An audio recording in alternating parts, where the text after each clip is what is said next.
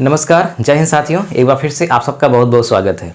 आज हम लोग सीखेंगे नक्शे में चिन्ह की पहचान कैसे करें। यानी आपके पास जो नक्शा होगा आपके गांव का, है ना, तो उस नक्शे में क्या होगा, जगह जगह चिन्ह बना होता है। खेत तो होते ही हैं, लेकिन बीच बीच में चिन्ह बना होता है। कोई बाग का चिन्ह होता है, कोई खलिहान का होता है, कोई रेलवे लाइन का होता है, कोई तालाब का होता है ना, नाली का होता है। तो बंजर भूमि का, ऊसर का, नवीन परती का, हरिजन आबादी का, तो हम पहचान नहीं कर पाते कि ये चिन्ह किसका है। तो आज लगभग 18-20 चिन्हों को हम देखेंगे जो बहुत महत्वपूर्ण हैं, जिन्हें जानना बहुत आवश्यक है। वैसे तो बहुत होते हैं, लेकिन जो सबसे ज़्यादा ज़रूरी हैं उनकी हम चर्चा करेंगे। तो आप वीडियो को पूरा देखिएगा, स्किप मत करिएगा। अगर आप पूरा देखेंगे तभी बात पूरी समझ पाएंगे ना, बढ़ा कर देखेंगे तो मामला क्लियर नहीं होगा। तो नक्शा जो है इस तरह का कुछ होता है, स्क्रीनशॉट लिए हैं हम, देख लीजिए। अब इस नक्शे में हम चिन्ह आपको सब नहीं दिखा सकते, क्योंकि हो सकता है कि एक गांव में सारी चीज़ें ना हो, तो सारे चिन्हों को नहीं इकट्ठा किया जा सकता। लेकिन मैंने कलेक्ट किया है। ये जो मेरी किताब है, आधुनिक भूमि पैमाइश, ये किताब शायद आप लोगों ने ख़रीदा भी है, बहुत लोगों ने। अगर ख़रीदना चाहते हैं तो आप वीडियो के डिस्क्रिप्शन में लिंक है, व्हाट्सअप नंबर है, आप वहाँ विजिट करिए तो आपको बता दिया जाएगा कि आपको किताब ये कैसे मिलेगी। आपके घर पे होम डिलीवरी होगी।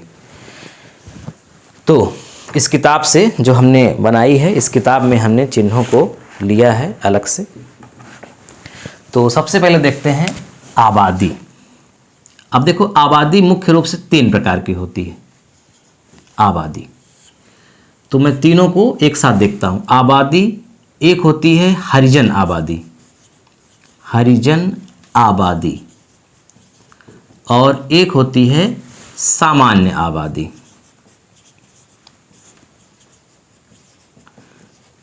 तो ये 3, हरिजन, सामान्य और आबादी।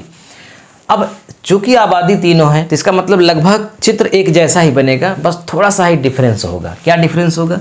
जो आबादी है वो उसका मतलब चिन्ह ऐसे बनता है, ये देखिए, ये बीच में सटा हुआ नहीं रहेगा, या थोड़ा सा और नज़दीक हो जाएगा, लेकिन मतलब एक दूसरे से मिला हुआ नहीं रहेगा।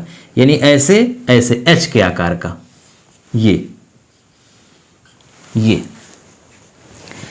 तो इस तरह अगर चिन्ह बना हो, थोड़ा सा बड़ा भी कर सकते हैं, अगर इस तरह चिन्ह बना हो, ये तीनों एक ही चिन्ह नहीं है, मतलब एक ठो ही बना रहेगा। जैसे ये है या फिर ये है या फिर ये, मैं 3 बना दिया बार बार, मतलब अगर ऐसे कई जगह बना है तो इसका मतलब कई आबादी का चिन्ह है। तो जहाँ भी होगा इस तरह चिन्ह बना होगा, ये है आबादी। अब इससे ये क्लियर नहीं होगा कौन सी आबादी है, केवल आबादी है। यानी ये एक तरह से। अब हरिजन आबादी के लिए ये जो आबादी है, चिन्ह ऐसा ही रहेगा, बस बीच में आप मिला दीजिए, यानी एच के आकार का, जैसे एच बनता है क्रॉस कर दीजिए ये, यानी आबादी में ही आप क्रॉस कर दीजिए तो वो हो जाएगी हरिजन आबादी। ये इस तरह चिन्ह बना है तो समझो वो हरिजन आबादी है। अब सामान्य आबादी में भी ऐसा ही चिन्ह है, बस इसको मिला दीजिए, यानी यन कर दीजिए। ये देखो, ये तो ये तीनों हमने चिन्ह बना दिया आबादी का। आबादी, हरिजन आबादी, सामान्य आबादी, तीनों आप एक साथ देख लीजिए। अब देखिए, इसके साथ आप कुआं देखते हैं, कुआं का चिन्ह कैसा बनता है। तो कुआं भी यहाँ पर 3 प्रकार के चिन्ह से देखा जाता है। एक तो हो गया कुआं। अब इससे ये निश्चित नहीं है कि वो कच्चा कुआं है कि पक्का कुआं है, लेकिन कच्चा कुआं का भी चिन्ह अलग बनता है और पक्का कुआं का भी चिन्ह अलग बनता है। तो मैं लिख देता हूं, कच्चा कुआं और पक्का कुआं एक ही जैसे तीनों के होंगे, थोड़ा सा अंतर रहेगा, जैसे यहाँ पे अंतर था। अगर केवल कुआं की बात की जा रही है तो एक गोला कर दीजिए और गोले के अंदर एक बिंदी रख दीजिए। तो ये गोला, गोले के अंदर ये छोटा सा गोला है, गोले के अंदर छोटा सा गोला, और उसको भर दीजिए, इसको मतलब गाढ़ा कर दीजिए। और अगर पक्का कुआं है तो इसको खोले रखिए।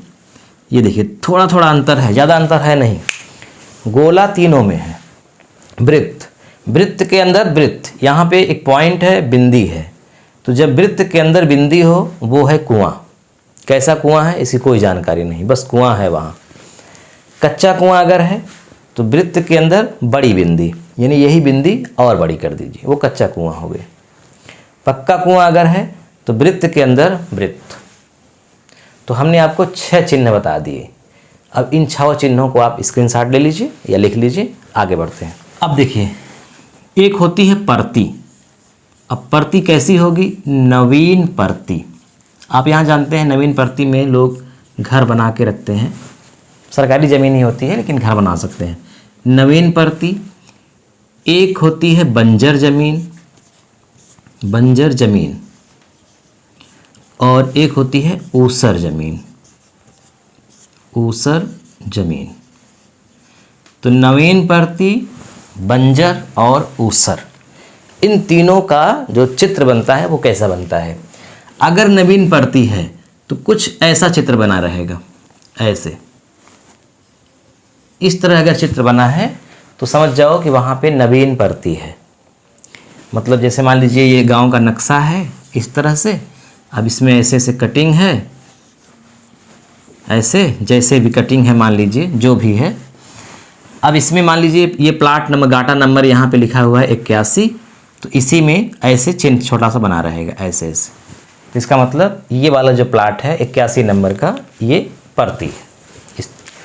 अब अगर बंजर है, बंजर का कैसे बनता है? ऐसे लाइन खींच करके ऐसे से कर दीजिए, ये है, ये है। और ऊसर में ऐसे बनती है, ये है ऊसर का चिन्ह। अब इसमें नीचे एक एक को छोड़ करके अंडरलाइन रहती है इस तरह। तो नवीन परती, बंजर और ऊसर, ये तीनों आप चिन्ह देख लीजिए, इसका भी स्क्रीनशॉट ले लीजिए। अब इसके अलावा बाग अगर है, कहीं बाग लगा हुआ है तो बाग का बहुत आसान सा होता है, ये समझ में आ जाएगा यहाँ बाग है, यानी पेड़ का आकार का चित्र रहता है बाग का। अगर मान लीजिए वहाँ पे तालाब है, ये तालाब है, तो तालाब का चिन्ह कैसा होता है? मान लीजिए आयताकार है, आयत के अंदर आयत, और इसको मिला दीजिए, ये आयत या वर्ग डबल रहते हैं और चारों ओर से इसको मिला दीजिए, ये कोने से कोना, ये ऐसे, ये है, ठीक है। हाँ, ये है तालाब का चिन्ह। जिस प्लाट खेत में, रकबा में, जिस गाटा में इसका चिन्ह बना है वहाँ तालाब है, ये बगीचा है। अब देखिए, इसके अलावा हमारा बचता है नदी। मान लीजिए खेत से नदी अगर बह रही है तो नदी तो सिंपल समझ में आ जाएगा, ऐसे, ये है नदी का चिन्ह।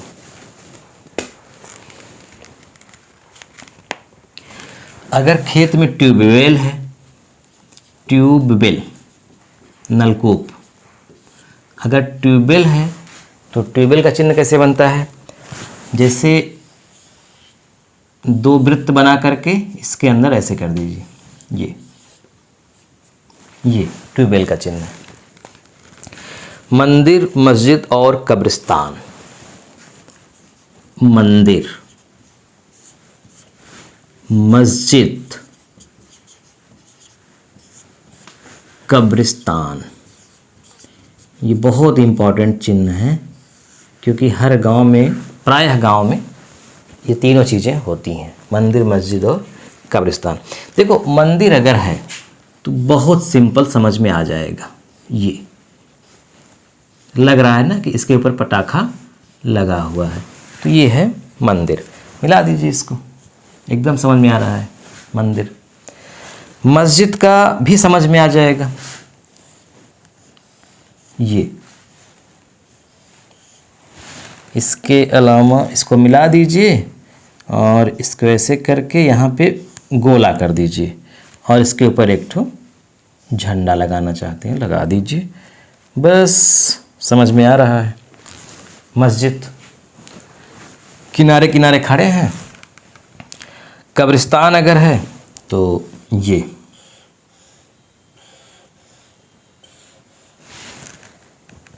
ये कब्रिस्तान है, किनारे उठा हुआ, फिर सीढ़ी जैसा रहेगा, जिसे चढ़ने वाली सीढ़ी होती है कुछ यूं आकार का दिखेगा। कब्रिस्तान, कब्र। खेल का मैदान, ये हर गांव में होता है, खेल का मैदान। तो इसकी पहचान कैसे करेंगे? इसके चिन्ह से। इसका चिन्ह कैसा होता है? ये देखो,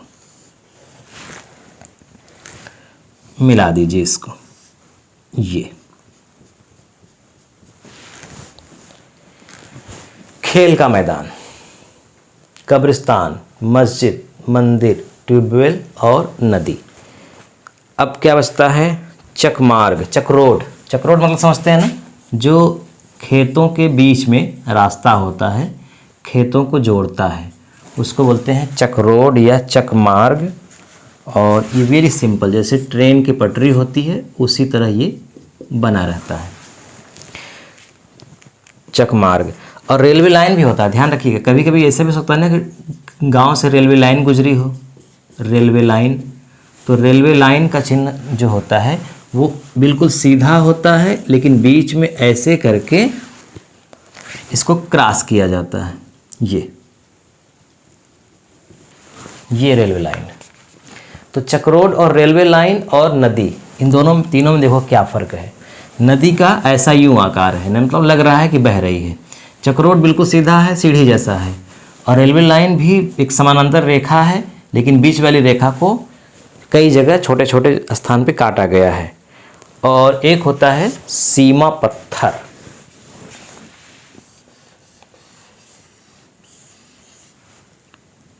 इस तरह का सीमा पत्थर का मतलब होता है कि दो गांवों को जोड़ने वाला स्थान, सीमा। जैसे एक गांव है X, एक गांव है Y, दोनों मिलेंगे, तो जहाँ पे मिलते हैं वहाँ पे इस तरह का चिन्ह, यानी एक पत्थर गड़ा होता है, उसको सीमा पत्थर बोलते हैं। तो इस तरह से हमने जो बहुत महत्वपूर्ण चिन्ह थे नक्शे में वो हम लोगों ने देखा। आप इसका भी स्क्रीनशॉट ले लीजिए, एक दो बार देखेंगे समझ जाएंगे, बहुत कठिन नहीं है।